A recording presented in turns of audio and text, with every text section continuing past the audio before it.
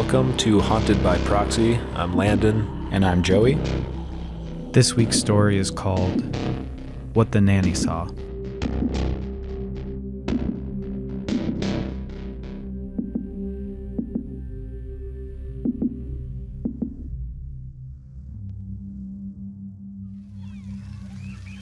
We met under inauspicious conditions when he dropped an ice cube down the back of my bathing suit at the beginning of that summer.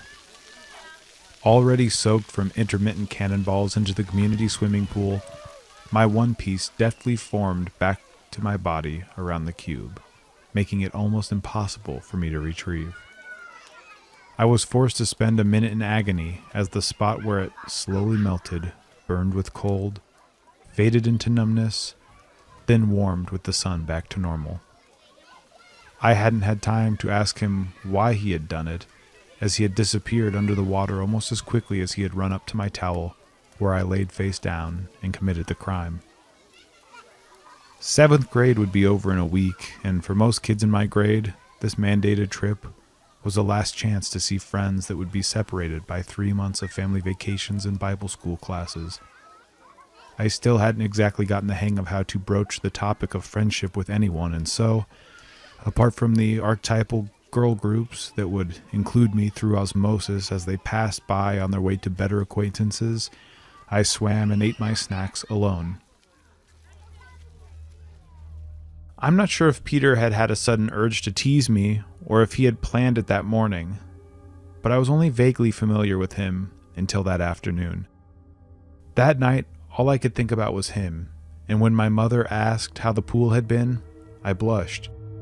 It's strange, the awkward self-taught courting rituals that children have. He and I hadn't spoken a word to each other that day after he teased me and then ran away, yet I smiled bashfully and told my mom, "I think I made a friend." We lived in a small bedroom community where every kid in town had a mental map of each other's houses. On the first day of that summer, I rode my bike to his house, pulled up onto his grass, and looked up at the second-story windows with my fists on my hips. Momentarily, he walked by his bedroom window and saw me. We both froze for a moment, and I regretted my bravery. But then, we both smiled. We spent every day that summer together. In fact, we spent many summers together. I had ideas of what it might be like to get older and go through the trials and tribulations of dating life. Now, those ideas can change vastly between 14 and 20 years old. But I never felt I was missing out on anything outside of Peter. We spent our formative years watching our growing friend group live their lives as singles and in various stages of relationships. But it only made Peter and I feel even luckier to have each other. We were married at 21. I loved him without end, but the die had been cast then that would lead to my unending misfortune. For the next 21 years, Peter and I were as close as two people could ever be, yet there was an undercurrent to our every breath that left me terrified. Because under the regular dates in the city and the parties hosted at our home, I felt completely and utterly alone. I knew Peter loved me, but something had shifted. We would sometimes spend hours on the couch together, reading, watching TV, or answering email, yet there were never advances made that led to any intimacy. The late nights with friends often included people I didn't know, and had no idea where or when Peter had become so close to these people. A lot of the time, they would also call him by his middle name, Mark. I had never known anyone to do this while growing up, and it unsettled me, to be honest. Maybe I was being overly sensitive, but it seemed as if he felt more comfortable with these people who referred to him by a different name, like he didn't want to be Peter in their lives, or his. Then there was his last name. He had insisted that there was no reason I should feel the need to take his last name in marriage. We both held progressive views and never spoke much of religion, outside of the gentle pokes we would take privately at our neighbors, who more than once let us know they couldn't believe we were only allowed to say happy holidays these days, and that they would still be telling people Merry Christmas for as long as they were allowed, thank you very much. With this being the case, I hadn't really thought one way or the other on changing my name, other than out of societal standards. I felt no real connection to my last name, but his, Jacobson, was so inoffensive that I didn't fight his suggestions to keep my name intact, but I never quite understood his reservations. There were more things here and there over those 2 decades, but who would expect any marriage to be without its troubles? Maybe I was in denial, or maybe I was so afraid of the truth that I was living in a dreamlike state. After 21 years, Peter finally woke me up, you could say, and he took everything away with him. My inexperienced view of divorce in the past was that it came on like the end of any relationship, just with more to lose. Like the eventual funeral of a loved one, you knew that it was somewhere in the future. Though not exactly sure when or what the final moments would look like, you were vaguely aware in the back of your mind that someday you would have to face that moment, knowing all the while that the marriage you had promised each other would one day break. But you would have your friends or your therapist to talk to, or even each other, looking for closure on a midnight phone call from your new separate lives. But when it happened to us, I knew instead that divorce was an earthquake, and that every marriage was a house built near a fault line. You hoped for the best and told yourself your home had been built to weather the natural rumblings of the earth from time to time. But an earthquake was an earthquake, and when Peter suddenly turned our home to rubble without so much as a warning to me, I surveyed the wreckage only to discover that the framework had been rotten the entire time. Peter sobbed as he told me he was gay, but he sobbed with a smile. I crumbled to the floor as the man I had dedicated the rest of my life to as a young woman freed himself. It was the worst day of my life, and I had never seen him so happy. I was never mad that he was gay. I was mad that I was losing my future with a wonderful partner. I understood all those friends now, all those men he would invite over, who he was probably so ashamed to give his real name to when they were together without me there. I wanted to hate him for it, no matter how deep into the throes of depression I would find myself in. But I could only be happy that the man I loved was truly, finally happy. With the divorce came even more reality checks. Pete had provided for us since I was old enough to drink. I had aspirations of becoming an actress in my younger days, but then again, who didn't? Now, I was a woman in her early 40s with nothing to my name. I was starting from scratch, at the midpoint of my life. Months went by as I looked for work, feeling the guilt mount every time another spousal support check came in the mail. As I feared a mental breaking point looming over the horizon, I finally accepted a position. Though I had never become a mother, and at this point probably never would, I felt that I could at least use my experiences from childhood to take care of someone else's children, at least for a while. I accepted a position as a nanny. The house was a grand estate on the outskirts of town. Surprisingly, having lived here all my life, I was not aware of the manor before the day I was driven up to its massive door. I met the maid of the estate first, Martha, who welcomed me with all the warmth of a Catholic nun. She was a good person, mind you, but it was clear she lived dutifully to the owner of the house, Mr. Sheffield. He was not there when I arrived, and it would be quite some time before we ever met. He had taken on a new line of business that caused him to almost exclusively be away from home, which was where I came in. Martha was too old with too many responsibilities to be adding nanny to her job title as well.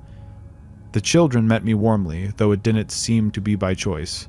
Maggie, Brighton, and Grace had grown up attending their father's gatherings and had all mastered the art of feigned interest and Hollywood handshakes before any of them had turned 12. Over the next several weeks, I got to know each of them more and more. Their empty gestures became genuine. As we grew to be kindred spirits, both trying to find our paths forward regardless of our age differences. As the summer gave way to fall, the three of them returned to classes, and I was left mostly to my own devices. The job listing had asked for someone who would be able to stay on the grounds for the length of the job, and I found myself wandering the seamlessly endless halls of the ancient mansion when I wasn't helping Martha with tasks that called for a helping hand.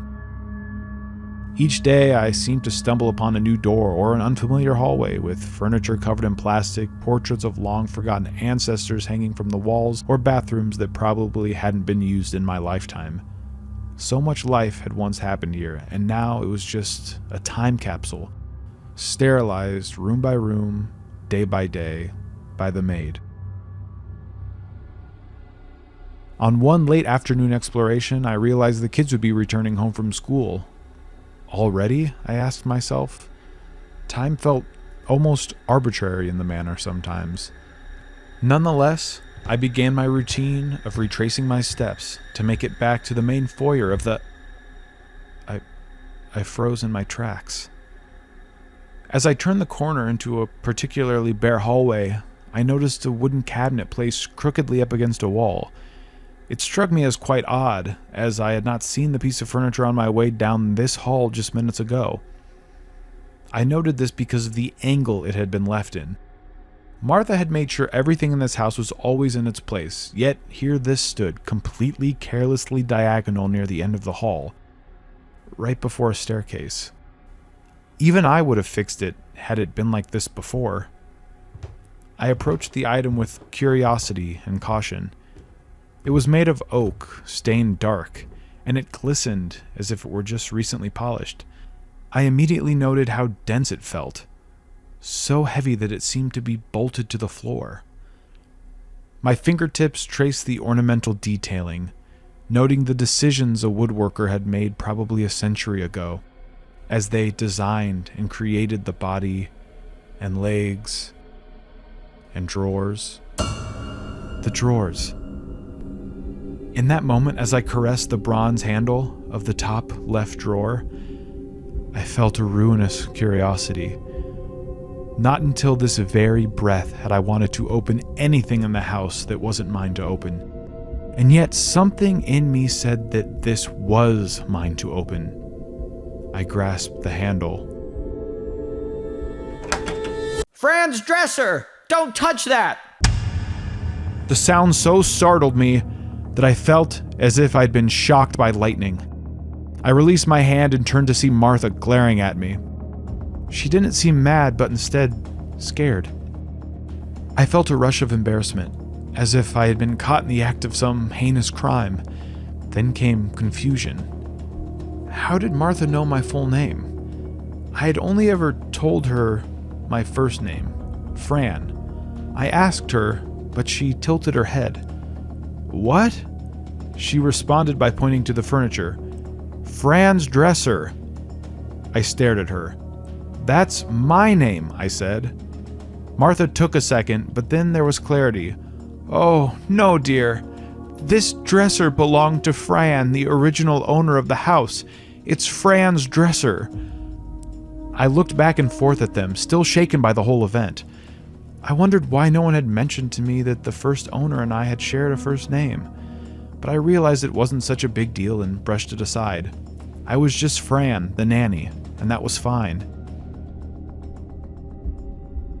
Martha motioned for me to step down the hall with her, away from the dresser, and I obliged. This is going to sound peculiar, dear, but I've lived here long enough to know that it may as well be true. I listened intently. Fran's dresser is haunted. Oh, don't look at me like I've gone crazy now and just listen to me. You will find this dresser throughout the house, not a similar one, this very same dresser. No matter where we drag it or hide it away, it always comes back. There's nothing we can do to stop it, and as of yet, there hasn't been reason for us to need to stop it. It will be here long after we've all left, just as it's been here before us. But the reason why, it has been passed down that when Francine died, she placed an item in one of its drawers, the very same drawer you tried to open. We think whatever she placed inside holds a piece of her, and now she and the dresser are intertwined, watching over the estate forevermore. No one is to open that drawer. If they do, their life will be unchangeably ruined from that moment forward." There was a moment of silence. Then I let out a laugh like I hadn't laughed since Peter and I were married, a sound he had always teased me for. But Martha knew I didn't find it funny. No, I was terrified. We both turned back to look at the dresser, but it was gone. Over the subsequent days, my thoughts lingered on my new reality constantly. Not only of the dresser with a ghost apparently inhabiting it, but even more so my unconscious magnetism towards the dresser that I had known nothing about. Why had it called to me? What had been left in there that nobody was allowed to see? It overtook my dreams, and I searched the house every free hour hoping to glimpse Fran's dresser just once more. I even had irrational wishes for what was inside. Maybe if I opened it, I would find love once more with the children's widowed father, Maxwell Sheffield. Or maybe even better, I would finally feel happily divorced, if only for just a few changing seasons more. I couldn't be only a nanny forever. I had to know. Then, a few weeks became months, became years, and slowly it was a strange memory in the back of my mind. Yet I stayed at the job, never moving forward or saving up enough to plan on leaving once the kids no longer needed me. I heard of Peter's life through the grapevine, but rarely, if ever, heard from him directly. I no longer had a best friend, or a life I was happy of. It took 3 years from that first run-in, but then, when it was finally out of my mind, Fran's dresser finally appeared to me again. On a cold night, after 1 a.m, as I was walking back to my bedroom after tending to a creaking window pane, I saw her, and I wept. I thought not of Martha's terse warning or of my terror. I needed to know, and I would not be held back by superstition, as my life could be no worse than it was now. I approached the dresser and grabbed the handle. I felt that our first names being the same was no longer a coincidence, but a calling. Slowly, confidently, I opened the drawer. Inside of the drawer was no blast of light, or a tainted soul, or letter to Satan. No. What lay inside was a ring. I stared down at it, wondering why generations hadn't just opened the drawer to remove the item and be done with it.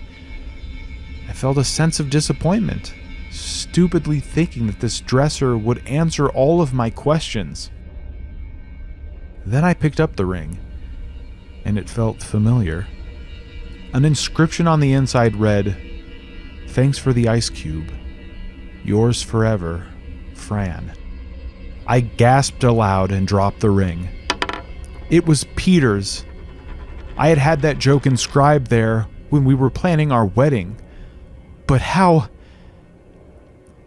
My past flashed before me. It took the wind from my lungs. Somehow the dresser had led me to it.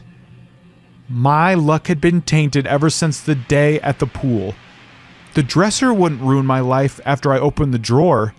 It had known I was always going to open it and had ruined me years ago. I couldn't have chosen a different path if I had wanted to. I was always going to be here in this moment, weak, finally seeing the consequences of my wishes to see what was inside.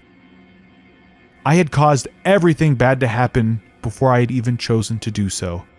I looked up, and the dresser was nowhere to be seen. I waited for hours, stiff, thinking of the years it had taken to get to this moment. I would not wait that long again.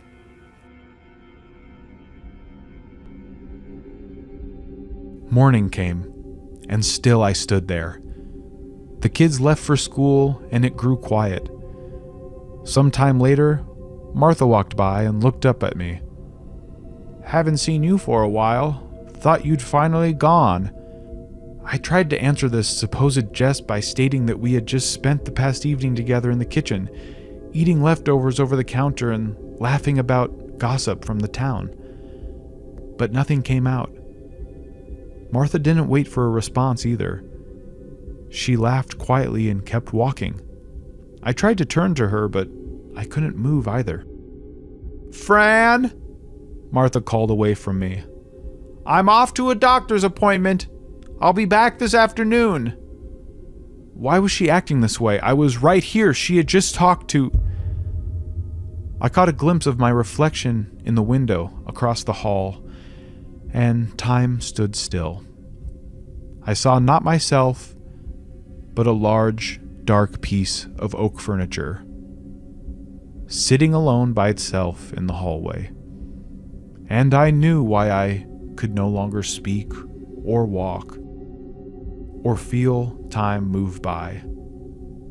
I was no longer the nanny. I was no longer me. I was, and am to this day, Fran's dresser.